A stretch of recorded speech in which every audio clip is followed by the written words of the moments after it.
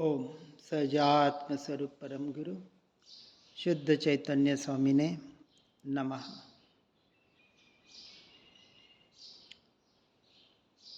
आगम और अध्यात्म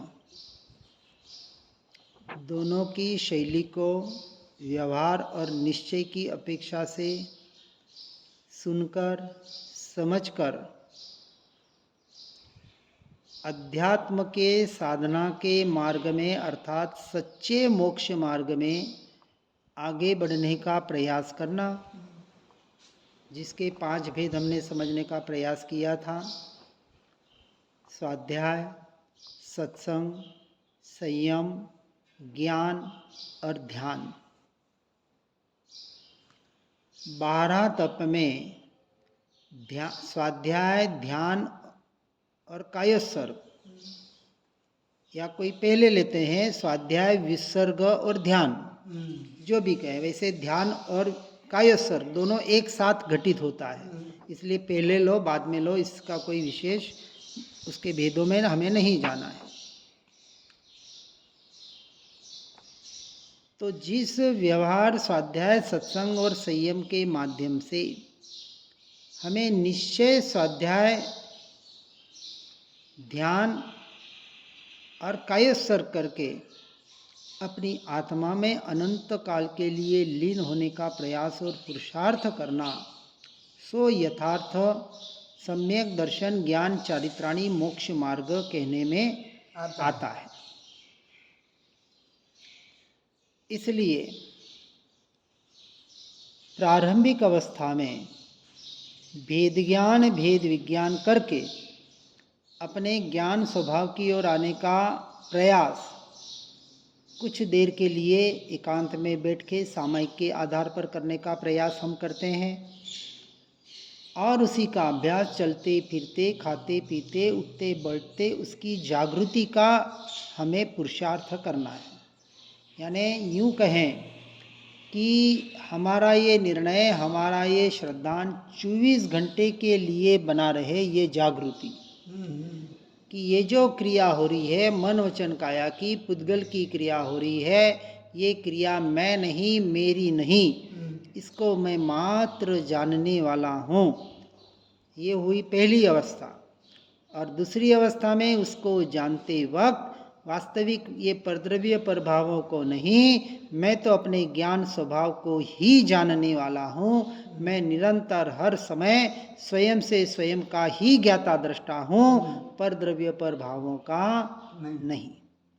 इसका हमें दृढ़ श्रद्धा निर्णय करना है, और इसका उपाय यह है कि इसका अभ्यास होते होते, जाप होते होते इतना हो जाए कि फिर विचार भी न करना पड़े, सहज ही उपयोग ज्ञान स्वभाव की ओर ढलता रहे, और इसका नाम है जागृत अवस्था। ध्यान में कोई बेहोशी नहीं आती है, वहाँ ज्ञान स्वभाव की स्थिरता की अपेक्षा से देहाध्यास छूटना, और एक बिना आत्मा के लक्ष्य से देहाध्यास छूटना, 2 प्रकार का देहाध्यास छूटना होता है। हमने पहले भी बताया था, ज्ञान स्वभाव जिसका आश्रय लेता है वो उसमें लीन होता है। यदि मंत्र का आश्रय लिया तो मंत्र में लीन होगा, किसी श्वास आदि का आलंबन लिया तो उसमें लीन होगा, और यदि ज्ञान स्वभाव का, अपने ज्ञायक भाव का, ध्रुव का आलंबन लिया तो नियम से उसमें लीन होगा। तीनों में एकाग्रता होगी। ये तो 3 नहीं, इसके अनेक भेद है। भेद प्रभेद तो अनेक के अनंत भी हो सकते हैं, लेकिन निश्चय में कहीं भेद प्रभेद नहीं होता। वहाँ तो एकमात्र ध्रुव ज्ञायक तत्व का, द्रव्य का आलंबन जब तक भाव भाषण पूर्वक नहीं होता तब तक समझना हमारी लीनता वहाँ नहीं है। मात्र शून्य होने का नाम आत्मानुभूति नहीं है। बहुत जने शून्य हो जाते हैं, देहाध्यास भी छूट जाता है। कहते हमें न श्वास का भान था, न देह का भान था, न कुछ किसी का भान था, न बाहर का कोई भान था। वास्तव ये बेभान अवस्था है, बेहोशी की अवस्था है। और जब अपने ज्ञान स्वभाव में लीन होते हैं तो पर प्रकाशितपना होता है, लेकिन अपने ज्ञान स्वभाव की स्थिरता इतनी होती है कि वहाँ उपयोग नहीं जाता है।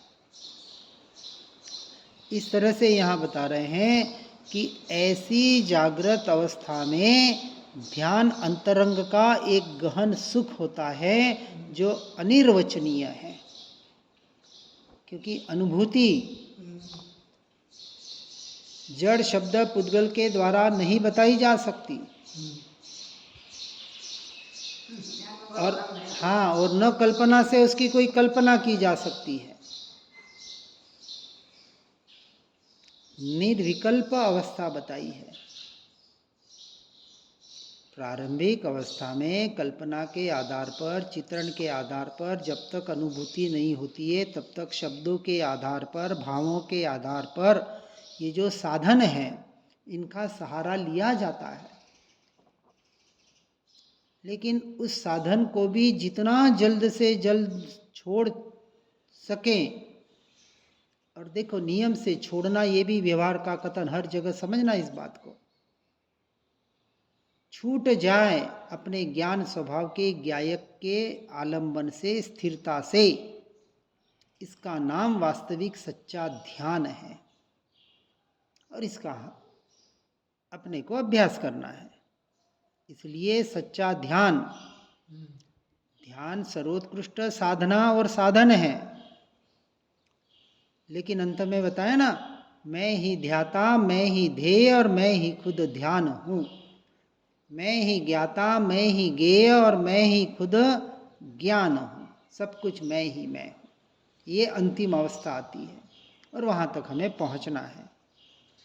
इसलिए ध्यान कोई तंत्र मंत्र नहीं है कि किसी मंत्र का सहारा ले लिया, ओम बोल दिया, सोहम बोल दिया, किसी का सहारा ले लिया, परमात्मा के स्वरूप रूप का या और किसी का भी सहारा ले लिया। नहीं,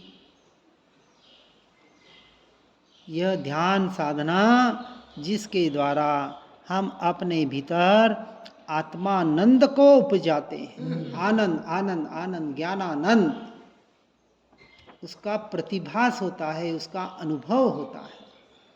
और अनुभव होते हुए भी वहाँ उसकी दृष्टि नहीं है, क्योंकि वो अनुभव तो अभी आ रहा है, फिर बाहर निकले तो चला जाएगा। ये सुख का, आनंद का, शांति का वेदन अभी हमारा परमानेंट नहीं रहने वाला। लेकिन उसके काल में भी जिसका उपयोग अपने ध्रुव स्वभाव पर होता है, जो अपरिणामी है, जो कभी बदलता नहीं है, जो त्रिकाल सत्य शुद्ध ध्रुव जैसा का तैसा है। ध्रुव जैसे वो चक्की का खूंटा होता है ना, ध्रुव, ध्रुव, खीला खीला खीला। पहले घरघंटी हाथ की चक्की चलती थी, उसमें खीला होता था। बिल्कुल। और उस खीले का जो आश्रय लेता था वो पीसा नहीं जाता था।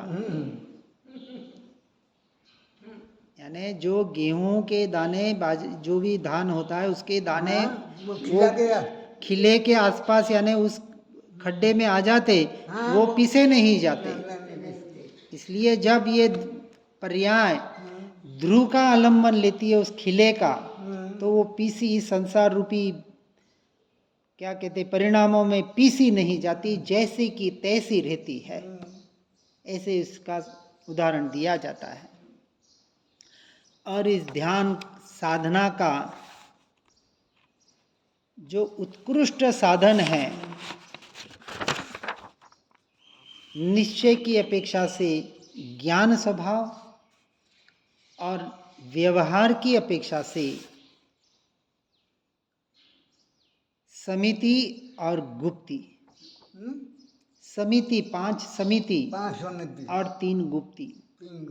हाँ, 5 समिति को भी व्यवहार निश्चय से समझना है तो 3 गुप्ति तक जा पाएंगे। जिसे हम मौन कहते हैं ना, मौन सिर्फ वाणी का मौन नहीं, शरीर की स्थिरता का अर्थ है शरीर का मौन। मौन। वाणी का उच्चारण न होना, इसको कहा वाणी का मौन। और मन को अपनी आत्मा में लगाना, स्वरूप और स्वभाव में लगाना, सो मन का मौन। लोग तो सोचते हैं कि मन में विचार और विकल्प भी न आए, ये तो वो दशा आएगी, लेकिन अभी वो दशा तक हम नहीं पहुंच पाते। इसलिए मन के माध्यम से, अर्थात भाव मन के माध्यम से, अपने भाव भाषण के द्वारा स्वभाव तक पहुंचने का प्रयास करना, इसको भी व्यवहार की अपेक्षा से मन का मौन कहा है। तो जो भाव मन के द्वारा, अपने भावों के द्वारा भीतर भीतर भीतर, हम कहते हैं ना, अपने मन को भीतर ले जाओ, भाव भाषण करो। ये तो शब्दों में तो पढ़ लिया, सुन लिया, लेकिन वो जब तक करेंगे नहीं, इसलिए बाहर के इंद्रियों से छूटते छूटके, द्रव्य मन से भी छूटके, भाव मन के द्वारा, फिर वहाँ से भी छूटके अपनी आत्मा में लीन होने का प्रयास करना, सो गुप्ती है और सो सच्चा मौन है। मौन स्वभावी भगवान आत्मा का दर्शन करने के लिए व्यवहार से गुप्ती के द्वारा मौन होना, सो मौन साधना है। आत्मा तो मौन ही है ना। हाँ।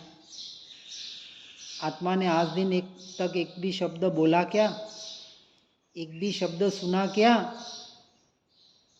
नहीं। एक भी शब्द पढ़ा क्या? नहीं। आत्मा को तो शब्द क्या होता है वही पता नहीं। पता नहीं, क्योंकि शब्द तो पुद्गल का परिणाम है। हाँ। ये सुनना, देखना, सूंघना, चखना, बोलना, ये सारे पुद्गल के परिणाम है, और आत्मा को पता नहीं कि ये पुद्गल क्या होता है। पता नहीं, लेकिन भ्रांति से उसने उसमें एकत्व कर दिया। भ्रांति से। निश्चय नहीं तो ये यही कहता है कि मैंने पर द्रव्य पर भावों को आज दिन तक जाना तक नहीं। जाने तो पता होवे ना, जाना नहीं तो पता कैसे होगा? पुद्गल की क्रिया पुद्गल से पुद्गल में हो रही है, वो द्रव्य स्वतंत्र है। आत्मा की क्रिया आत्मा से आत्मा में हो रही है, वो स्वतंत्र है। दोनों द्रव्य स्वतंत्र है, दोनों के परिणाम स्वतंत्र है, दोनों की क्रिया स्वतंत्र है। एक द्रव्य दूसरे द्रव्य को स्पर्शता भी नहीं, तो एक दूसरे को जाने कैसे? ये श्रद्धान में बिठाना है। भले अभी पररूप परिणमन हो रहा है, क्योंकि अनादि की कुटेव पड़ी हुई है, कुसंस्कार पड़ा हुआ है, तो एकदम तो नहीं जाएगा। जैसे इसको उदाहरण से कहते हैं कि कोई पेड़ या पौधा जड़ मूल से उखाड़ दें, तो जितना बड़ा होता है उतना देर से सूखता है, ना? छोटा पौधा होगा तो एक दिन में सूख जाएगा, बड़ा होगा तो 8 दिन लगेंगे, और वटवृक्ष होगा तो महीना भी लग जाए सूखने में। या दूसरे दृष्टांत से कहते हैं कि जैसे साइकिल चलाते, पहले लोग चलाते थे, आज तो बहुत नहीं के बराबर हो गए। तो साइकिल जितनी स्पीड में है और पेडल मारना बंद कर दिया तो उतनी देर तक चलेगी, चलेगी ना? चलेगी। स्पीड में है और एकदम ब्रेक लगा देंगे तो क्या होगी? गिर जाएंगे।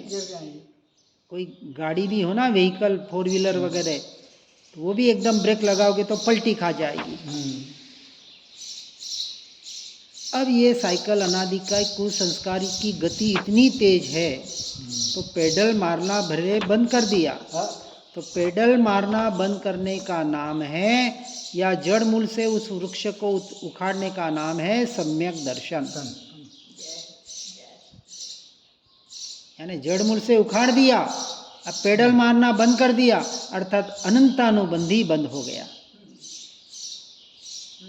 लेकिन अभी गति है, वो वट वृक्ष इतना फैल चुका है कि एक दिन में सूखने वाला नहीं है। अब वो सूखता जाएगा। अब ये पांचवें गुण स्थानक में जीव आगे आगे आगे बढ़ता गया, वैसे वैसे ये बाहर का संसार छूटता जाएगा, सूखता जाएगा, क्योंकि वो बढ़ेगा ही बढ़ेगा। नहीं बढ़ रहा है तो उसने अभी सम्यक दर्शन को समझा नहीं है। बिल्कुल। सम्यक दर्शन संसार में रहने का नाम नहीं है, संसार से छूटने का नाम है। ज्ञान का फल वीरति, वैराग्य, तो सच्चा ज्ञान, नहीं तो वाचा ज्ञान, क्षपशम ज्ञान, बाहर का ज्ञान मोक्ष मार्ग में काम का नहीं है। इसलिए का ज्ञान ध्यान वैराग्य में उत्तम जहां विचार। और एक कथन आता है, त्याग वैराग्य न चित्तमा होवे न उसको ज्ञान, और अटके त्याग वैराग्य में तो भूले निज भान। बिना त्याग वैराग्य के ज्ञान नहीं होगा, लेकिन त्याग वैराग्य को धर्म मान लिया तो निज भान को भूल जाएगा, मोक्ष मार्ग से हट जाएगा।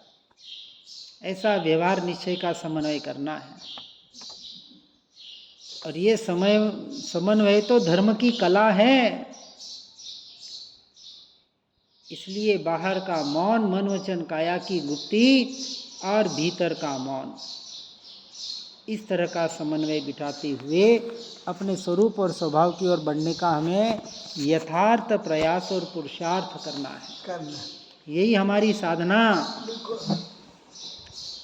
और इसके लिए जितना जल्द से जल्द बाहर के संसार से, संसार के कर्तव्यों से छूट सके, उस वहाँ से छूटना, तो सबसे पहले अशुभ से छूट जाना, भूल के भी शुभ को मत छोड़ देना। और फिर अशुभ से छूट जाओ तो शुद्ध के लक्ष्य से, शुभ से भी छूटने का प्रयास करना। और छूट जाए तो पकड़ के मत बैठना। किसके? शुद्ध के लक्ष्य से। जैसे कहा ना कि तीसरी चौथी सीढ़ी चिड़ी ऊपर बढ़े तो नीचे की सीढ़ियां हम छोड़ने का विचार भी नहीं करते हैं और उसको पकड़ के भी नहीं बैठते, सहज छूट जाती है।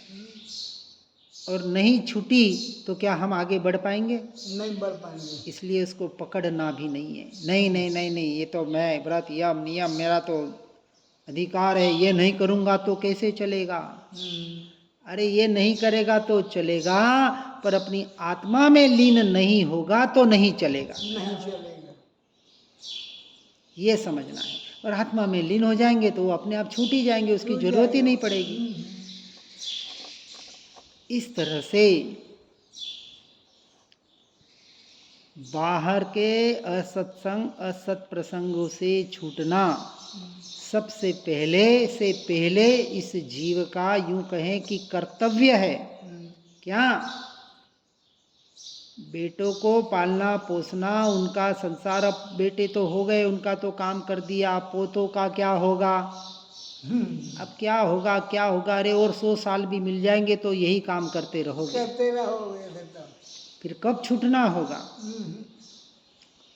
अब तो संसार से निवृत्ति लेना ही उपाय है सच्चे मुमुक्षु को। इसलिए इस भ्रांति को निकाल देना कि संसार में रह के हम धर्म ध्यान अर्थात अध्यात्म की आराधना कर सकते हैं, आत्मा की साधना आराधना कर सकते हैं। वो अपने आप को ठग रहा है, धोखा है, भ्रांति में है, धोखे में है कि हमारा आत्मा का बहुत अच्छा काम हो रहा है। क्योंकि इसका लक्षण बताया, वैराग्य, संसार की असारता की अनुभूति, संसार के क्षणभंगुरता का एहसास, संसार से छूटने की तीव्र अभिलाषा, कब छूटूं इस काजल की कोठड़ी से, कब निकलूं जो बार बार मेरे पे दाग लगा रहे हैं। ऐसा जिसका प्रयास हो, पुरुषार्थ हो, वो मोक्ष मार्ग का अधिकारी है। हर जीव ऐसे मोक्ष मार्ग में आगे बढ़ने का प्रयास और पुरुषार्थ करें। इसी भावना के साथ ओम नमः सिद्धम। जिन वाणी के ज्ञान से हो सम्यक श्रद्धान, हो चारित्र महान, पाऊं पद निर्वाण। आत्म ही है देव निरंजन, आत्म ही सदगुरु भाई, आत्म शास्त्र धर्म आत्म ही तीर्थ, आत्म ही सुखदाई। आत्म मन नहीं है रत्न त्रय, पूरित अवगाहन सुखधाम। ऐसे देव शास्त्र सदगुरुवर, धर्म तीर्थ को सतत प्रणाम, धर्म तीर्थ को सतत प्रणाम।